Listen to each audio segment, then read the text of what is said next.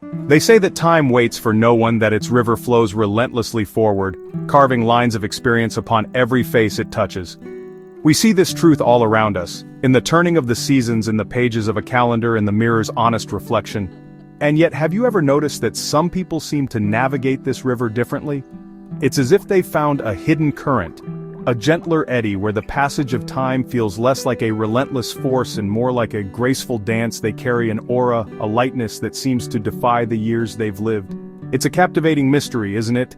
In a world that offers endless solutions in bottles and procedures, these individuals possess a vitality that can't be purchased. It's not about expensive creams, nor is it the result of secret surgeries or fleeting trends. Their secret isn't something they apply to their skin, but something they cultivate within their soul. It's a fundamental difference in how they perceive the world, how they process their experiences, how they choose to live each day, and ultimately, in the very essence of who they are, their youthfulness is a byproduct of their inner world. What if I told you that this radiant, age-defying quality is not a gift reserved for a select few, but a skill that can be learned? What if the true fountain of youth wasn't a mythical spring, but an ancient philosophy, a timeless guide to living a life of purpose, tranquility, and inner strength? This is the promise of Stoicism, a school of thought that teaches us not how to stop time, but how to change our relationship with it. It offers a path to a different kind of youth, one that emanates from a peaceful mind and a resilient spirit. Today, we're going to uncover these hidden reasons, these ancient secrets that have been practiced for centuries by emperors and philosophers alike. We will explore how mastering our inner world can profoundly transform our outer appearance. Forget the fleeting fixes and the external pressures. We're going on a journey inward to discover the 7 hidden principles from Stoic philosophy that explain why you might just look and feel younger than your age. Let's begin this journey to unlock a more serene, vibrant, and timeless version of ourselves. Think about the physical toll of a single day filled with unchecked emotion. Imagine the tension that gathers in your shoulders when you're frustrated, the furrow that deepens in your brow when you're worried, the tightness that clenches your jaw when you're angry. These are not just fleeting feelings, they are physical events. Over time, these repeated states of stress, anxiety, and irritation become etched onto our very being. It's like a constant low-grade storm weathering the landscape of our face. The Stoics understood this profound connection between our inner state and our outer reality over 2,000 years ago. They taught something called the discipline of ascent. This isn't about suppressing emotions or becoming a cold, unfeeling robot. That's a common misconception. Instead, it's about creating a space, a sacred pause between an event and our reaction to it. An unexpected bill arrives, someone cuts you off in traffic, a plan falls through. The initial flash of feeling is natural, but the Stoic asks, must I assent to this feeling? Must I agree that this event is a catastrophe? Or can I simply observe it, acknowledge it, and choose a more measured, virtuous response? This practice is a powerful form of internal alchemy. By refusing to give your full assent to every wave of anger, panic, or despair, you are actively choosing peace over turmoil. You are telling your body, on a cellular level, that it doesn't need to enter a state of emergency. This choice prevents the release of cortisol, the stress hormone that we know accelerates aging by breaking down collagen and promoting inflammation.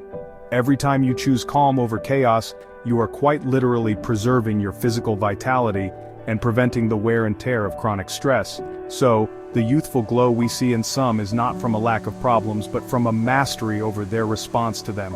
They experience the same storms of life as everyone else, but they have built a stronger shelter within. Their calm demeanor is a fortress. The absence of a perpetually worried brow or a tense jawline is the external sign of an internal victory. They have learned that their peace of mind is too valuable to be given away to circumstances beyond their control, and this inner tranquility becomes their most effective anti-aging secret.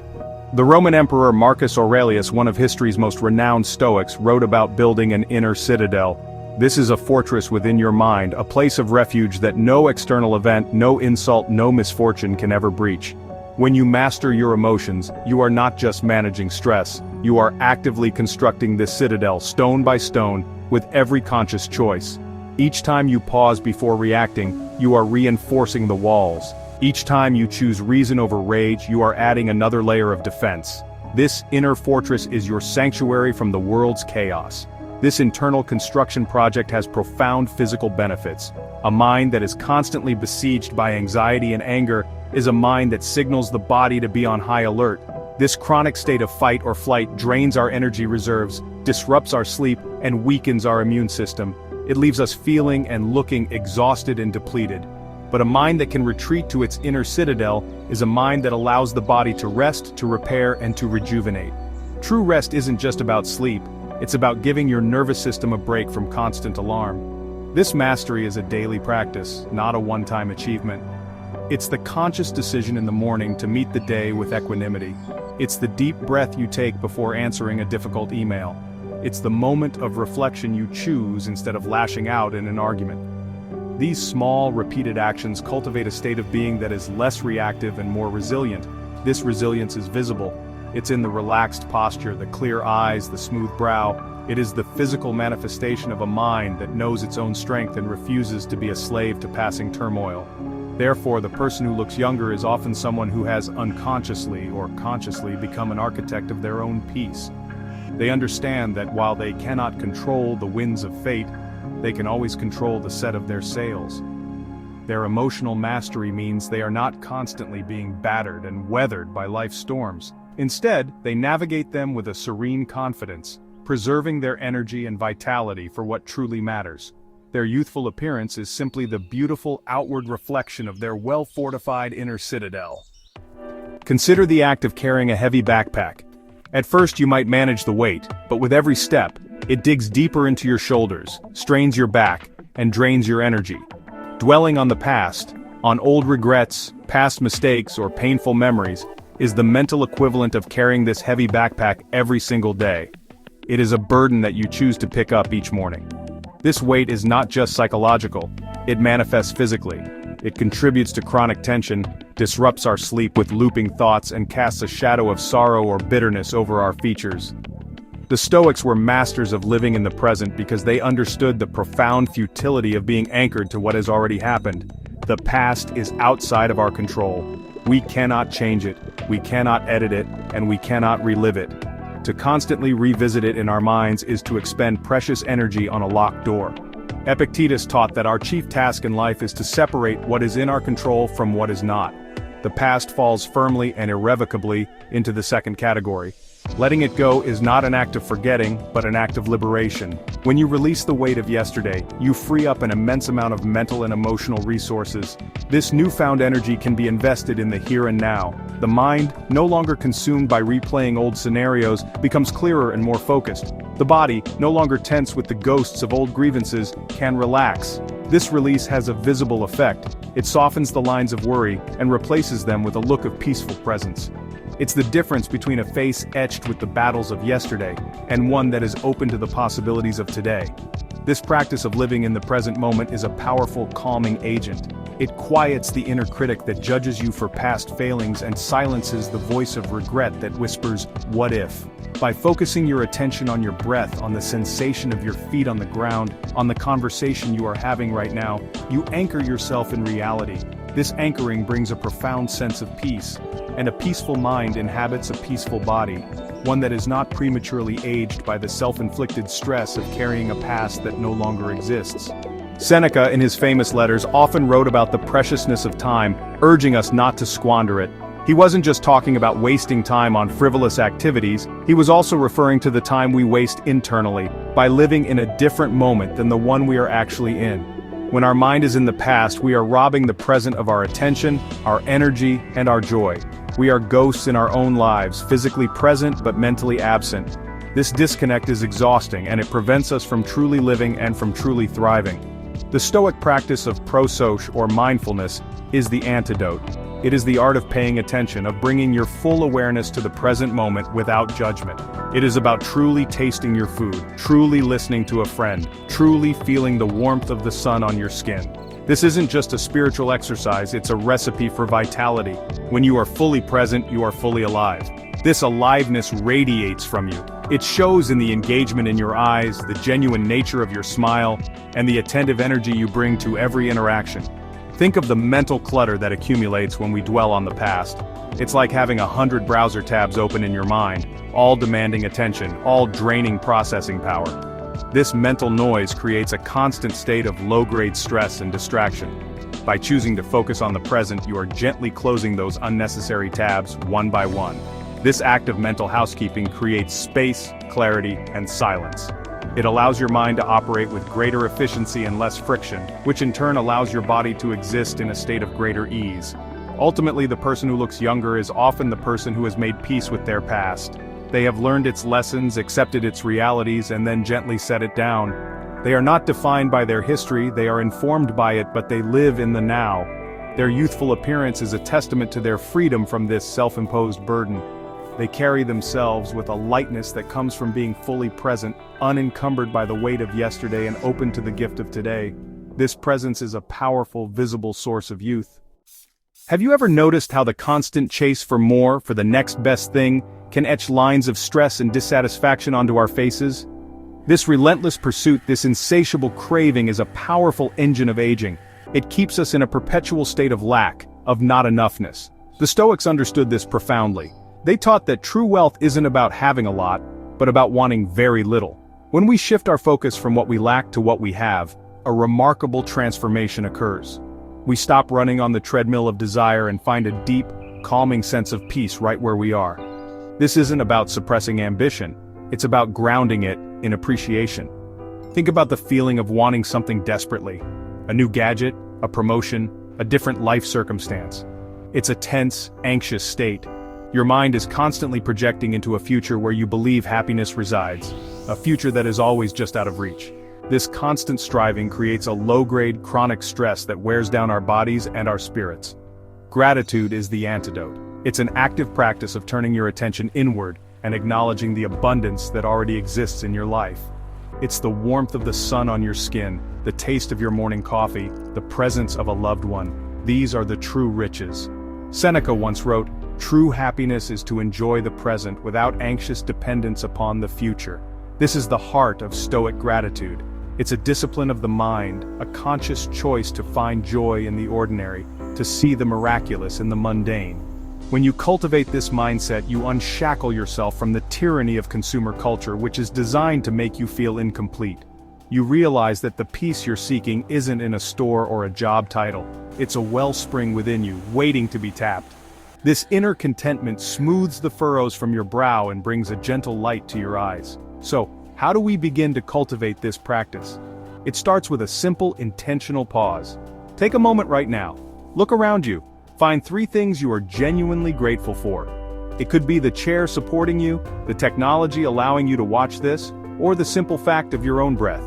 Feel the gratitude in your body. Let it settle the frantic energy of craving. Making this a daily ritual, perhaps in a journal or as a morning meditation, slowly rewires your brain. It trains your perception to seek out the good, to appreciate the now. And in doing so, it preserves your vital energy, keeping you vibrant and youthful. The modern world often equates success and happiness with external markers, possessions, status, likes, and followers. We are conditioned to believe that our value is determined by what we own and how others perceive us.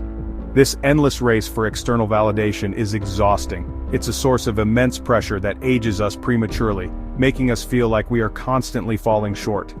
The Stoic practice of gratitude offers a powerful liberation from this cycle. It teaches us to find our sense of worth internally through the appreciation of our character, our virtues, and the simple realities of our existence, rather than through the fleeting approval of others. When your happiness is tied to acquiring the next thing, you are never truly free. You become a servant to your desires, and those desires are often shaped by societal pressures and marketing. You buy things you don't need to impress people you don't know. This creates a deep-seated anxiety, a constant fear of being judged or of losing what you have. Gratitude cuts these chains. By being thankful for what is essential and true, our health, our relationships, our ability to reason, we anchor ourselves in something stable and real. This internal anchor keeps us steady amidst the turbulent seas of social comparison and consumerism. Epictetus reminded us that some things are within our control and others are not. The opinions of others and the accumulation of wealth are ultimately outside our direct control. What is within our control is our response, our judgment, and our own state of mind. By focusing our energy on cultivating gratitude, we are investing in the one area where we have true sovereignty, our inner world. This focus brings a profound sense of calm and self-possession. The need to keep up with the Joneses dissolves, and with it, the stress wrinkles and sleepless nights that come from that constant, draining comparison. This freedom is what radiates as youthfulness. It's the look of someone who is at ease in their own skin, someone who isn't performing for an audience but is living authentically from a place of inner fullness. They aren't chasing happiness, they are embodying it. Their contentment is not dependent on the next purchase or the next promotion. It flows from a deep appreciation for the gift of life itself. This isn't about apathy or inaction, it's about acting from a place of sufficiency, not from a place of lack. And that, my friends, is a powerful secret to preserving your spirit and your vitality. Think of a room that is cluttered, overflowing with objects, each one demanding a sliver of your attention. Now, picture a room that is simple, clean, with only a few meaningful items. Can you feel the difference in your own mind? The first room creates a sense of chaos and mental noise, while the second invites calm and clarity. This is the essence of the Stoic embrace of simplicity. It's the understanding that our external environment is a direct reflection of our internal state, and that by simplifying our surroundings, we can simplify our minds. This isn't about sterile minimalism, it's about intentionality. The Stoics championed a life lived in accordance with nature, a life free from unnecessary complication. They saw that the pursuit of luxury and excess often brings more trouble than it's worth. Every possession we own also owns a piece of us. It requires our time, our energy, our money, and our mental space to maintain, store, and worry about. By consciously choosing to live with less, we are not depriving ourselves. We are gifting ourselves the freedom to focus on what truly matters: our relationships, our personal growth, and our purpose. This shedding of the non-essential is incredibly liberating. This principle extends far beyond our physical possessions. It applies to our schedules, our commitments, and even our digital lives. How much of your day is filled with activities that don't align with your core values? How many notifications and alerts fragment your attention, leaving you feeling scattered and drained? Embracing simplicity means auditing your life and intentionally curating it. It means learning to say no to the things that complicate your life without adding real value. It's about creating space, physical, mental, and temporal, for peace to take root. When we live a simpler, more intentional life, we reduce the number of decisions we have to make and the amount of low-level stress we experience. This conservation of mental energy is a powerful anti-aging tool. It allows our minds to rest, to be more present and engaged in the moments that count. The result is a person who moves through the world with a sense of calm purpose, unburdened by the weight of complexity. Their face isn't etched with the frazzled energy of a life overstuffed with obligations, but with the clear, serene lines of a life lived with focus and intention. Embracing simplicity is not about asceticism or self-denial for its own sake.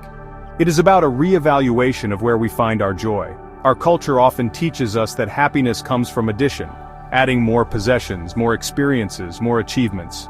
The Stoic perspective suggests that true, lasting joy often comes from subtraction, removing the superfluous to better appreciate the essential.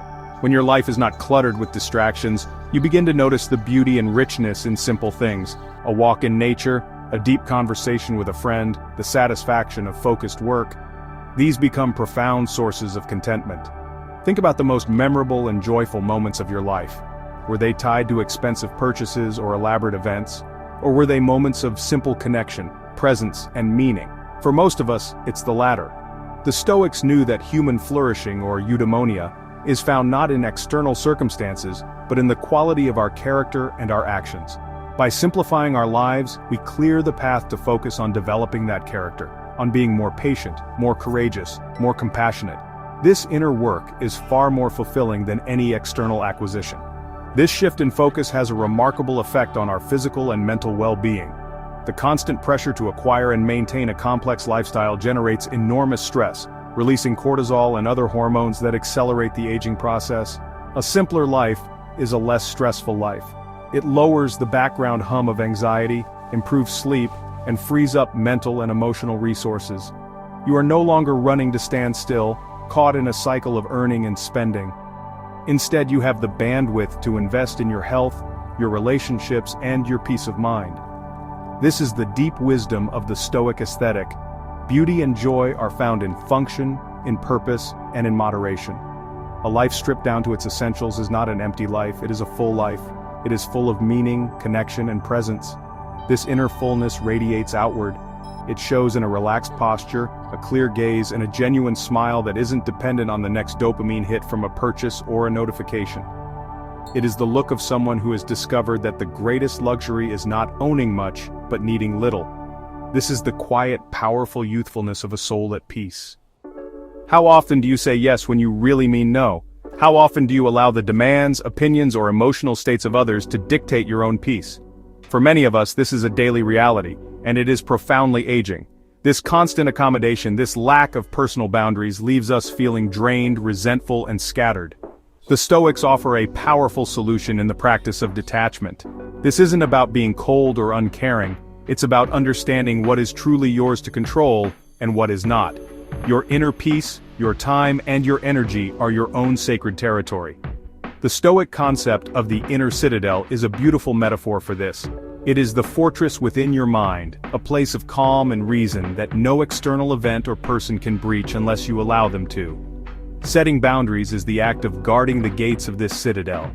It is recognizing that while you cannot control what others say, do, or demand, you have absolute control over your response and your consent. Saying no to a commitment that drains you is not selfish, it is an act of self-preservation. It is a declaration that your well-being is a priority. This can be incredibly difficult in a world that often praises people-pleasing and self-sacrifice. We fear that setting boundaries will lead to conflict or disapproval, but the Stoics teach us to be indifferent to things outside our control, and the approval of others is one of those things. The real price is paid not when we set a boundary, but when we fail to. The cost is our own serenity, our vitality, our life force. Each time we allow our boundaries to be crossed, we give away a piece of our energy, leaving less for ourselves, for our purpose, and for the people we truly want to serve. Practicing this form of detachment brings an incredible sense of empowerment and calm. You begin to operate from a place of centered strength, rather than from a place of anxious obligation. The chronic stress of being overextended begins to melt away. You have more energy, more focus, and more genuine presence for the things you do choose to engage with. This inner calm is reflected on your face. It's the absence of the tension that comes from constantly trying to manage everyone else's expectations. It's the look of someone who is the sovereign of their own inner kingdom. One of the biggest misunderstandings about Stoic detachment is that it equates to emotional distance or a lack of love. In fact, the opposite is true. Stoic detachment allows us to love more purely and effectively. When we don't set boundaries, our relationships can become tangled with resentment, obligation, and codependency. We give until we are empty, and then we have nothing left to offer. Or we become enmeshed in the emotional turmoil of others, losing our own stability and becoming less capable of offering genuine help. Think of it this way: you cannot pour from an empty cup. Setting boundaries is the act of keeping your own cup full so that you can give to others from your overflow, not from your substance. It is loving someone enough to not let your relationship with them destroy your own peace. Marcus Aurelius constantly reminded himself to distinguish between what happened and his judgment about what happened. In the same way, we can learn to distinguish between someone else's emotional state and our responsibility for it. We can be compassionate and supportive without absorbing their anxiety or anger as our own. This practice of loving detachment is crucial for preserving our youthfulness. Emotional turmoil is one of the fastest ways to age. When we are constantly riding the roller coaster of other people's dramas, our nervous system is in a perpetual state of high alert. This chronic stress impacts everything from our skin to our immune system to our sleep quality. By setting clear emotional boundaries, we create a buffer zone. We can care deeply, we can offer support, but we do not allow their chaos to become our chaos. We maintain our own center of gravity. This allows for healthier, more authentic relationships. When you interact with people from a place of choice and genuine desire, rather than obligation and fear, the connection is stronger. You show up as your best self, calm, present, and resourceful. This is what it means to set boundaries with ease. It's not a rigid, angry act, but a calm, loving practice of self-respect. It's the quiet confidence of knowing where you end and another person begins. This clarity and self-possession is a fountain of youth, protecting your inner peace and allowing your true, vibrant spirit to shine through. Have you ever felt that pull, that almost magnetic force of needing to be liked? It's a very human feeling, this desire for acceptance, for applause, for a digital thumbs up that validates our existence. We post a picture and refresh the page, waiting for the hearts to roll in. We share an opinion, hoping for agreement. This relentless pursuit of popularity is like running on a treadmill that's pointed at a mirror. You're expending immense energy, but you're not actually going anywhere meaningful. You're just trying to perfect the reflection that others see. And it is an exhausting, soul-draining marathon that leaves deep lines of anxiety on our faces. Now let's contrast that with the pursuit of purpose. This isn't about looking outward for approval, it's about looking inward for alignment. Purpose is your internal compass, your true north. It's that quiet, steady voice that asks, what truly matters to me? What impact do I want to have? What legacy do I want to build? When you start listening to this voice, something magical happens. The frantic noise of the crowd begins to fade. The need for external validation becomes less urgent, less powerful. You stop performing for an audience and start living for a mission, your mission. This shift from chasing popularity to pursuing purpose is a profound act of self-respect. It's you telling yourself, my worth is not determined by the number of followers I have, but by the depth of my convictions. The Stoics understood this deeply. They believed that a life well lived was one guided by virtue and reason, not by the fickle opinions of the masses. Marcus Aurelius constantly reminded himself to focus on his own character, his own duties, his own path. This focus creates a serenity, a groundedness, that is the very essence of a youthful spirit. It's a calm confidence that radiates from you. Think about the energy you save. The mental and emotional bandwidth that was once consumed by worrying about what others think is now freed up. You can channel that energy into learning, into creating, into connecting with people on a genuine level, not a transactional one. This is where true vitality comes from. It's not about being the most popular person in the room, it's about being the most purposeful. That purpose fuels a fire within you that doesn't flicker with every passing comment. It's a steady, warm glow that smooths the brow and brightens the eyes. When you live a life aligned with your purpose, you begin to radiate a powerful, undeniable authenticity. You are no longer a chameleon, changing your colors to blend in with every new environment or social group you encounter. Instead, you are a lion, comfortable in your own skin, moving with a grace that comes from knowing who you are and what you stand for. This authenticity is incredibly attractive, not in a superficial way, but in a deeply resonant way. People are drawn to the realness, to the person who isn't trying to be anyone but themselves. This is the opposite of the stress of performance. This authentic life is a life of integrity. Your actions align with your values. Your words match your beliefs. There is no internal conflict, no dissonance between the person you are in private and the person you present to the world. This harmony is a powerful antidote to stress. The anxiety of being found out, the fear of the mask slipping, it all dissolves. You are left with a peaceful coherence that settles deep within your soul. This inner peace is what keeps the spirit light and the face untroubled. It's a form of anti-aging that no cream or serum can ever hope to replicate. Consider the freedom that comes with this. The freedom to say no to things that don't align with your mission. The freedom to pursue interests that others might find strange or unconventional. The freedom to speak your truth with kindness and conviction, without being attached to how it is received. This liberation from the prison of public opinion is what preserves your energy and your youthfulness. You are no longer a slave to trends or expectations. You are the architect of your own life, building something meaningful, brick by purposeful brick. This creative agency is invigorating. So the choice becomes clear. Do we want the fleeting high of 1,000 likes or the enduring fulfillment of a single purposeful day?